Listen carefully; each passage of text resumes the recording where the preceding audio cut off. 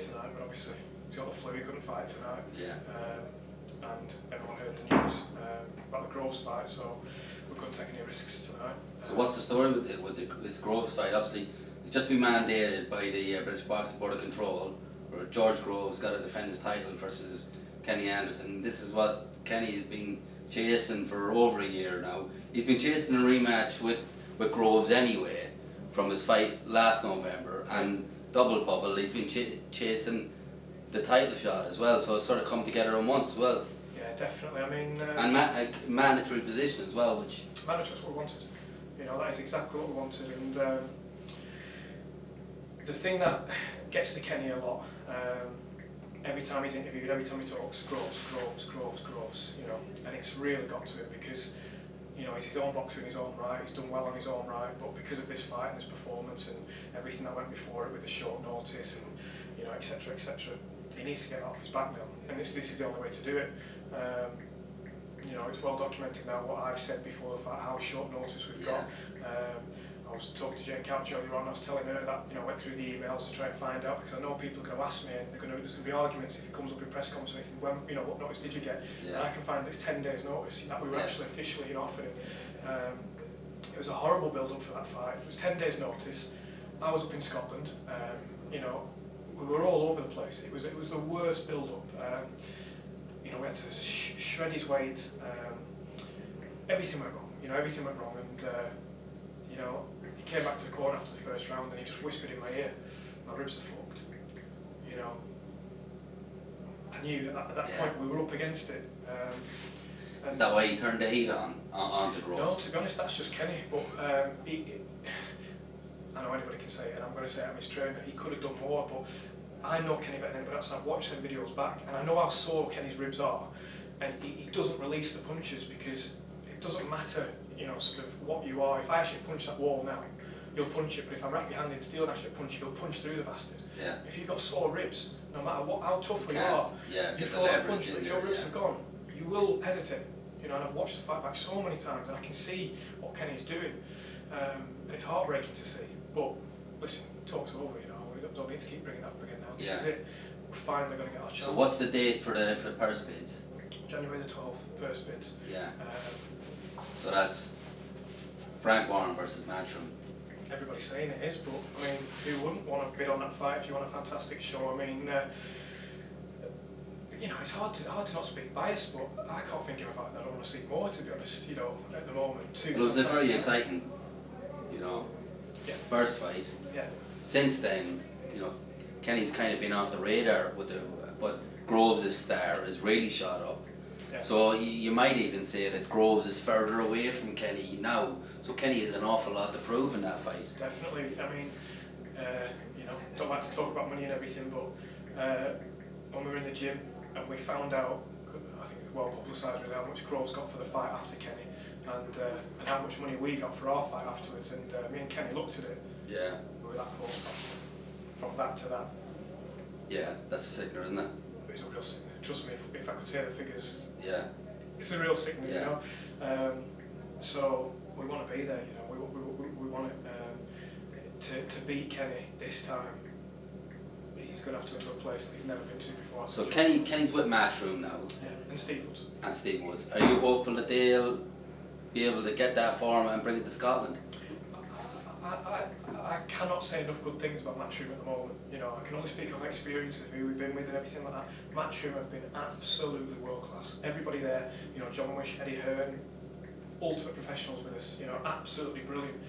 I pray that they win the purse bids because I just know that everything's going to be right. You know, they're great people. I want it to be on their show. And please God, it'd be in Scotland if they win it. You know, but you know, talking out of turn there, I don't know. I'm just guessing that's what I'd do if I won it. And I was putting Kenny on.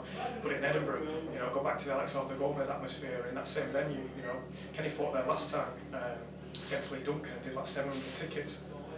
Have you ever had 700 Scotsmen shouting? You know, it was an experience for me. I'd have thought there was 5,000 of them in there. You know, there ain't a man alive who'd want to go and fight a Scotsman in that venue. You know, with them Scottish there. Pray to God Matchroom would put it on there. Yeah. Be fabulous. So that's 12th of January. So we find out. Find out. Great. First bid's open on the 12th of January, and then it's you know we'll go on now. You know, as soon as Kenny's fit again, enjoy Christmas and then straight on it. Great. All right.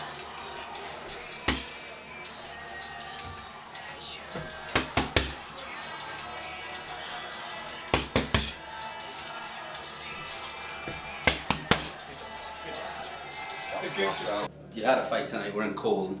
You had a fight tonight. It's my favourite venue in Britain. Love it. And Jeff Thomas back on against Mansour Sally. What was it? Mansour Wally. Yeah. What did you think of the performance there? You know what? One thing I've got to say about Jeff. Me and Jeff have known each other for years now. And since we've been training Jeff, he's not had that win yet. He's had 2 draws. We needed that win. There was a lot of pressure on him tonight. I'll take my hat off to him because when we were in the gym, we got offered 2 opponents. One was, I shouldn't word it like this, but you know that's where it is, journeyman. You know, it was a win for Jeff. You know, or he could have fought this guy who was ambitious. He'd won his last 2. He'd won 3 fights by knockout, winning record. I said to Jeff, I said, listen, we've been offered 2 fights. What do you think? Yeah. He said, what do you think? I said, well, honestly, one's a win, one's a fight. You know, that's what I think. He said, well, I want the fight. That's all I need to win, that'll do for me, you know, that's what I want. You know, he's turned 30 now, he knows where he's at. Yeah. He wants to just get in there and fight now, and he took this fight. We knew this kid, and I'd been told off people, Kev, this kid's good. That's what we need for Jeff now, you know. Fighting journeyman's not going to do Jeff any good now at this stage, so we took this fight tonight. And he was a good kid, you know, he was really good, he was fit, young. I heard he was a good amateur. Afghanistan's #1 for his cruiserweight, you know, as in his record. Yeah. Afghanistan's #1, so and he's gone out there tonight. And the thing that worried me with Jeff is he's had 2 draws, and he wanted this win so much. We all wanted to win so much with Jeff. Yeah. I was worried about his performance in you know being tentative because he was chasing that win so much. And he just did brilliantly, you know. It wasn't punch perfect by any means, you know. And what frustrates us about Jeff is how good he is in the gym. You know, when people see Jeff, everybody comments on how good he is. When he's sparring, you know, we go to other gyms. He sparred in a gym a few weeks ago, and it was in a neutral gym. There was a few gyms there in this gym, and Jeff was sparring with a few of the lads. And this lad came up to me and went, bloody hell, that Jeff's good, isn't he? But typical, like, you know, me being the trainer, I turned around, oh yeah, of course it is, that's Jeff. Yeah. That's how he boxes. Typical Jeff. Jeff came out of the ring. The lad said, "You're bloody good, Jeff." Ah, yeah, but you know, I don't do it on, you know, talk himself down. Yeah. I pulled him to one side, and you know, we were a bit of a roller kid. Yeah. I was like, that's a perfect example with you, Jeff. You've performed absolutely fantastic in sparring. The guys come over to me and said how brilliant you are. You've come out and told everyone you know. And that was always Jeff's problem. You know, he's so much better than he thinks he is. You know, and if we can get this belief in Jeff, the best thing to ever happen to Jeff is training with Kenny Anderson. If he gets that much of Kenny Anderson's spitefulness, he'll be a great fighter, you know.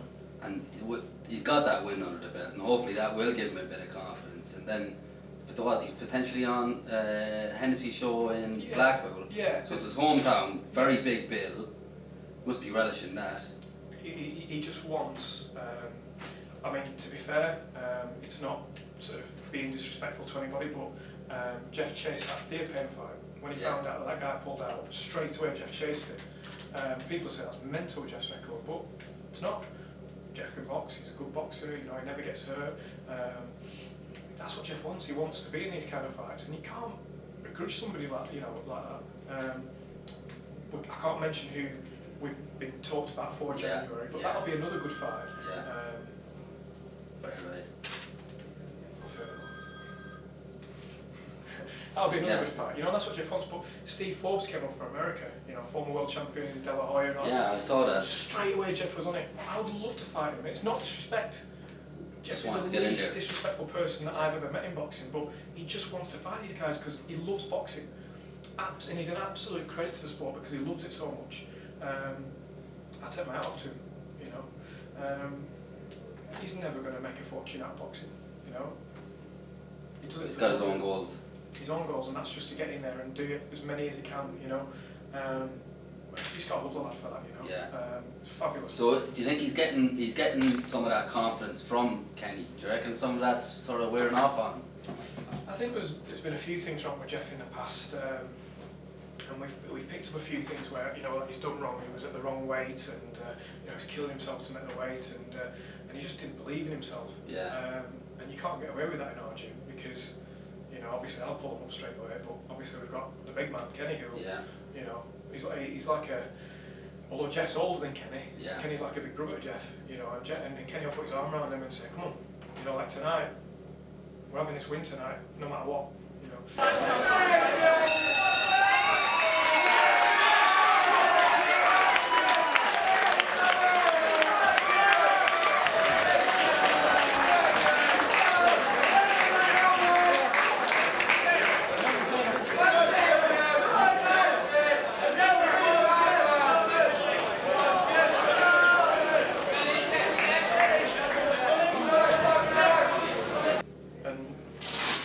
To be honest, the way I look at it, what the lads don't see is they'll be in the gym and I'll be in the gym with them, and you know, I'll train them for hours and hours and hours, but then when I go home at night, I've then got to watch videos of their performance, and this is the side they don't see. Yeah, the so homework. If they don't put in that with me, you know, I've got to do that, so I expect that from them, you know, and if they don't, then well, it's a out. reciprocal relationship, isn't it? Of course it is, yeah. I mean, if if I've got a lad who's... Yeah, if you're putting it in, they've got to put it in as well. You know, he's what, 19 years old, won 2 out of 2, great prospect, but I've got to have the morals like the rest of the gym stand by, you know. So who's in the gym now? I'm going to keep it at the moment. I'm going to stay as I am. I've got Jeff, Kenny and Paul Morris. Yeah. And obviously Yassine, who comes and stays with us when he can.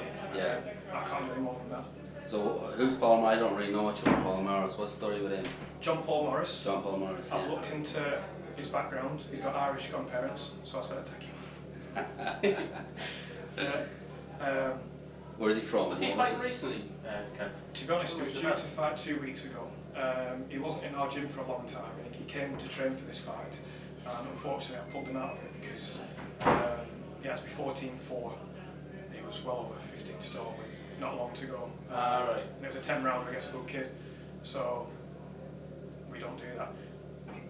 We've got a record in our gym where we've never ever lost a fight that wasn't a title fight. And a lot of gyms will have records like that against journeymen, but we've had 15-0 against our lads. We've had 3-2 tonight. We've had 8-0 with, you know, we've had lots of records. And we've never ever lost a fight that wasn't a title fight. So we don't put the lads in unless 100%. Yeah. That's something we're really proud of, you know. So how long have you had this John Paul? Where's he from? From Preston. Yeah. How long has he been with you? A really nice lad. He's been with us now for a couple of months. Done a lot. He's been good because he's done so many rounds with Kenny. Yeah. So what weight is he? He's a cruiserweight. Cruiser. He's been fighting at every weight, and I've told him he'll never do that again. He's just not big enough. Yeah. He fought Tom Dallas and Dave Ferguson, and you know, he makes 14-4 easily. You know, and he's fighting heavyweights. It's just there's too many fights from a cruiserweight. We've signed with Steve Woods now. Yeah. He's got loads of cruiserweights. He's realistic about his ambitions. He's 4-4. Just wants to get paid, but our job now, see what I always wanted to do is, I said all along I always wanted a young lad and an elite athlete, but what I found over the last few months that I was doing was going to all the shows. You know, I'm at shows every week and I'm watching them, I'm there. I may as well have a journeyman who's with me, you know, and we pay for the petrol, you know. So I'd mentioned it to the lads that I was looking at that. We met Paul, and the lads like him, he mixed in with the gym, and I like him. So there's a bit of chemistry in the gym, sort of fits in. Got to be, yeah, got to be. So what's his record? 4-4. 4-4, right? Yeah. Okay. And what he's looking for more regular fights now, is it like? He wants to fight every week. Yeah. Simple as that. If he'd have had his way, he'd gone through with that fight. I said, you go through with it, but I won't be with you. I won't be in your corner because it doesn't sit right with me. I know for a fact you won't win that way without doing something stupid. And we've got, you know, a good reputation. We're not ruining it by doing something daft with you now. You know, it just wasn't right. Yeah. So